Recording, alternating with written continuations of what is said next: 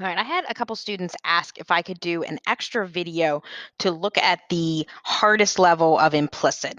And these are the level 3 ones. So this is just if you're running into that section and you're just kind of struggling, I hope that this video can help you. So the two most common issues with this level 3 implicit are ones that involve either chain rules or trig. So I want to do one of each.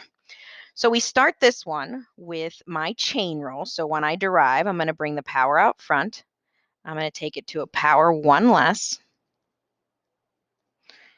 And then I have to do the derivative of what's inside. So kind of this inner derivative here. And I'm going to put that in its own parentheses.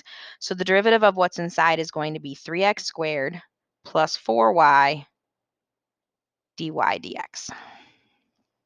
And then finally on the other side, there's usually one easy side and one harder side. You get just dy dx because that's the derivative of your y value.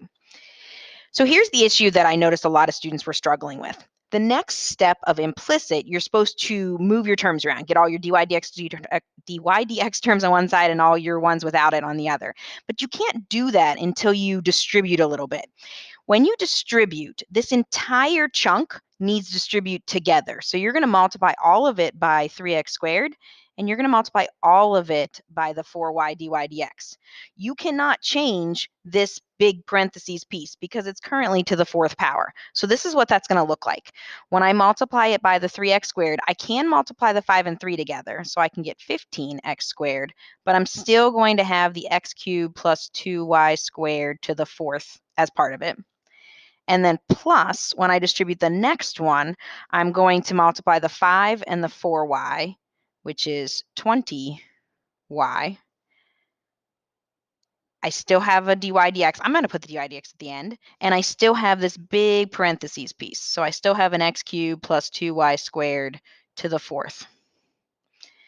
And the issue I kept seeing with students is they were having trouble with the distributing, figuring out what you should multiply together.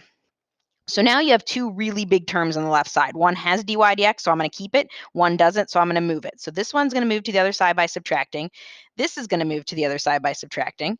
So I'm going to have a 20y x cubed plus 2y squared to the 4th. And I'm going to have a minus dy dx. So that has dy dx, and then I have a minus dy dx. And that equals a negative 15x squared x cubed plus 2y squared to the 4th. And then finally, I want to factor out a dy dx.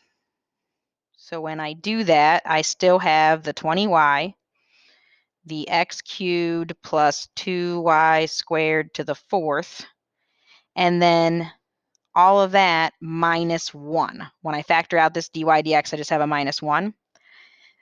All of that I need to divide over here. You're going to end up with a pretty big denominator. So you'll have this 20y, you'll have the x cubed plus 2y squared to the 4th, and then a minus 1. And you can type all of this in at one time with Delta Math without doing any extra simplifying. You don't have to reduce your fractions or anything like that.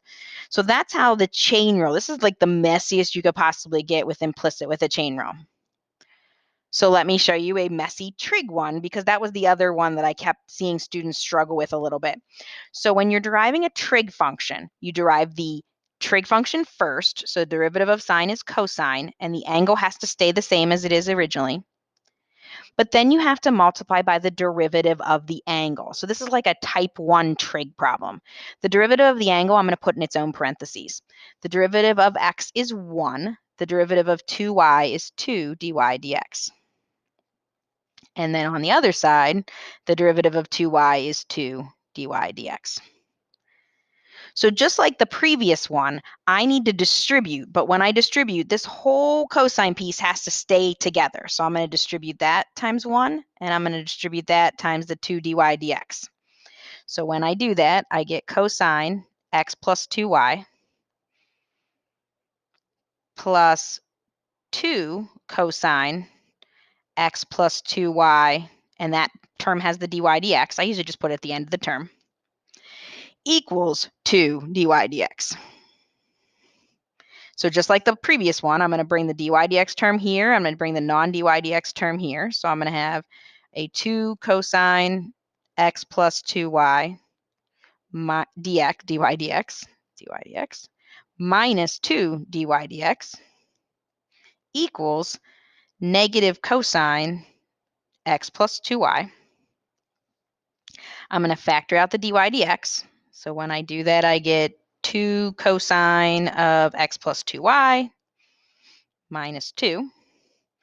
And then I'm going to divide everything by that to get dy dx by itself. So my denominator will be 2 cosine x plus 2y minus 2. And that is your answer.